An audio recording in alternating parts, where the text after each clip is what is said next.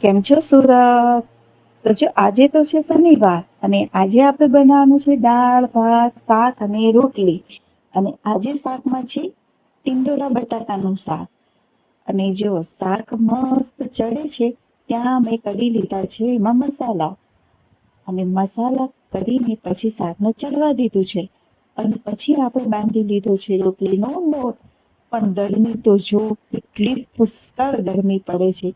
તમારે ત્યાં કેવી ગરમી પડે છે તે કમેન્ટ કરજો. અને આ તો જો વાતોમાં તો દાળ પણ ઉકળી ગઈ. અને એ કેટલી મસ્ત દાળ ઉકળી ગઈ છે. અને આ બાજુ કરી નાખ્યા ભાત. અને પછી કરી નાખી રોટલી. રોટલી તો મસ્ત વણાઈ ગઈ છે. વણીને મસ્ત દડા જેવી ફુલાવી પણ દીધી છે. તો મિત્રો હવે ચોપડી દઈએ રોટલીમાં ઘી. અને રોટલીનું ઘી ચોપડીને ફાઇનલી તમારી સાથે વાતો કરતા કરતા રોટલી પણ બધી તૈયાર થઈ ગઈ. અને પછી શેકી નાખ્યા પાપડ. પણ આમ તો જો અમે તો પાપડ શેકીને પછી તો જમવા બેઠા ત્યાં તો શું છે. બાજુવાળાને ત્યાંથી મતલબ પડોશીને ત્યાંથી આવી ગયા ઈડલી સંભાર. અરે ઈડલી સંભાર તો એટલા મસ્ત રોજ પહોંચ્યા હતા ખાવાની મજા જ આવી ગઈ.